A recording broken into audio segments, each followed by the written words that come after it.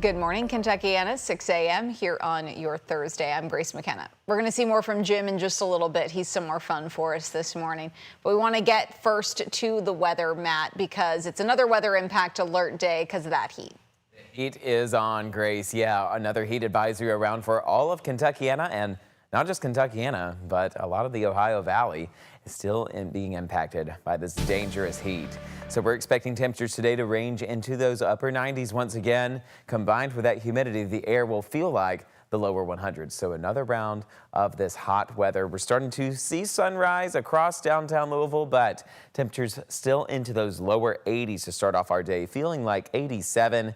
Winds out of the southwest at 5 miles per hour, continuing to bring in a lot of that humid air from the south. So temperatures for the rest of us waking up to those lower 70s. We're going to see the 90s arrive fairly quickly as soon as we start seeing more sunshine. Just a few small passing clouds arriving for now, and we're continuing to stay quiet and dry.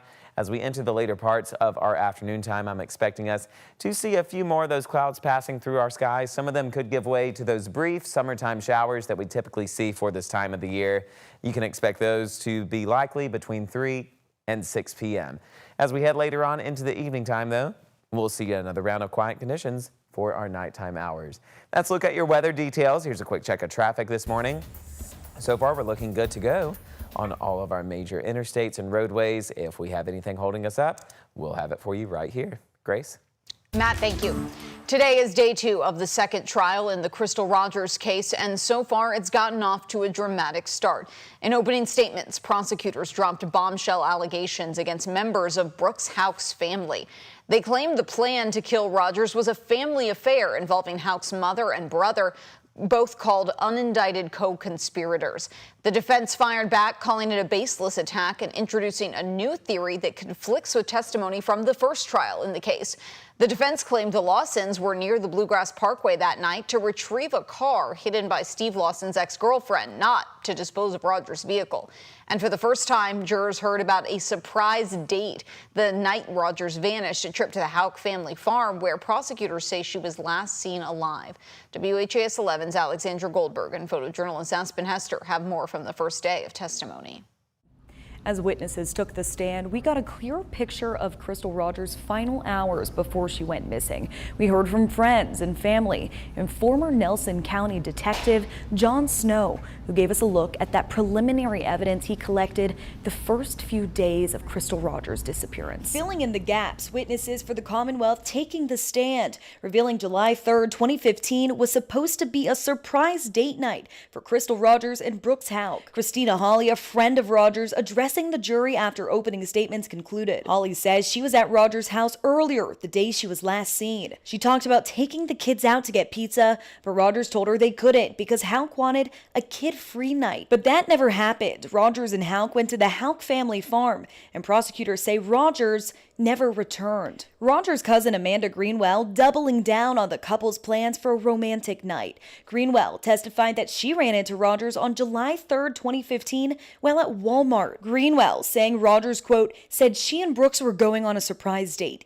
She didn't know what they were doing or where they were going. She was very excited, end quote. Ending the day, former lead detective on the case, John Snow. Snow said Rogers' car was swabbed for DNA, but law enforcement didn't get anything that provided evidence to who was driving the car at the time. Surveillance video also showing Houck's truck driving to the family farm at 7:30 and leaving around midnight. Snow saying Houck's story he told in a police interrogation from July 5th was consistent. In Bowling Green, Alexandra Goldberg, WHAS 11 on your side.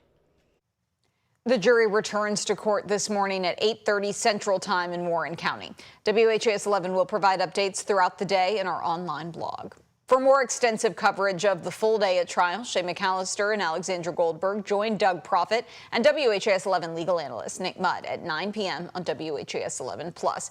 You can download the Plus app on your TV and watch for free. This morning, we're getting a look at body camera footage from Linden police showing the moment an East End hotel room exploded as hotel staff tried to enter. Here's the moment they tried to open that door. Back up. Last Friday, workers at the Spring Hill Suites off Hurstbourne Parkway were trying to find a guest who had failed to check out. Linden police say electrical wire was wrapped around the hinge lock, and the explosion happened as staff attempted to get into the room.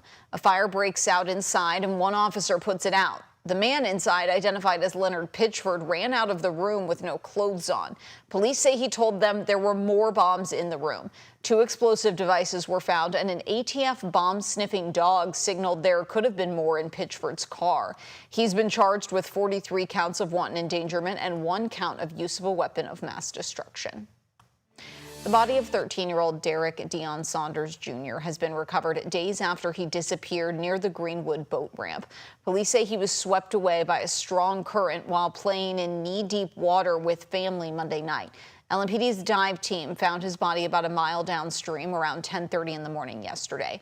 The coroner confirmed the death was an accident consistent with drowning. His family says they're heartbroken but relieved to have Derek's body home so they can give him the funeral he deserves. I want to bring my child home. I want to give him the homecoming that he deserves. At 13 years old, I didn't expect this.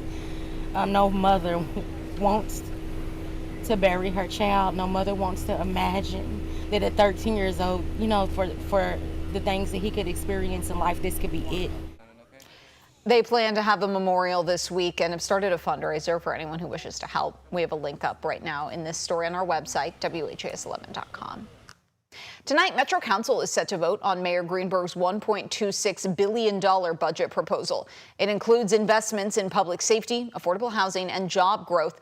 It also proposes $3 million each in development for the East, West, and South ends. The money would support infrastructure improvements in the East End, parks and public space development in the West End, and more restaurants and retail along Dixie Highway in the South End. One South End business owner told us he supports the funding. He wants more big chains, fine dining, and the support of small businesses. And I think sometimes we just get looked over as a community as like, well, we don't need that or don't have it. If we had it, it would work. Other South End stakeholders told us the money should support local businesses first over national chains.